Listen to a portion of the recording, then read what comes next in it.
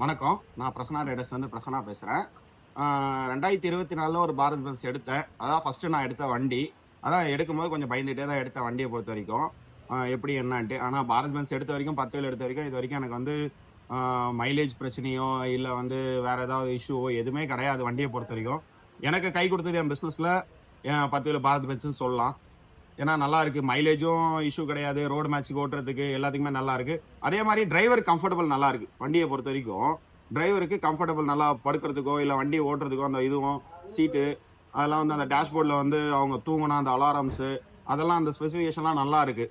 Power windows வண்டியை பொறுத்த வரைக்கும் வெல் மெயின்டைன் நல்லா இருக்கு வண்டிங்க.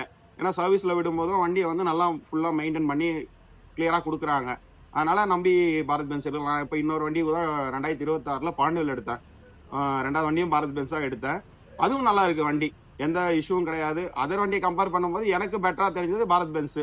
ஏன்னா டிரைவர் கம்ஃபர்டபுள் எல்லாமே இருக்கு, நல்லா க்ரௌனுங்கன்னு எந்த இஷ்யூமே கிடையாது வண்டியில. நல்ல கம்ஃபர்டபுளா நல்லா இருக்கு வண்டி. என் வண்டி 10 வந்து இது வரைக்கும் 90,000 கிலோமீட்டர் ஓட்டிருக்கோம். ஃபர்ஸ்ட் எடுக்கும்போது எம்ஆர்எஃப் டயர் கொடுத்தாங்க.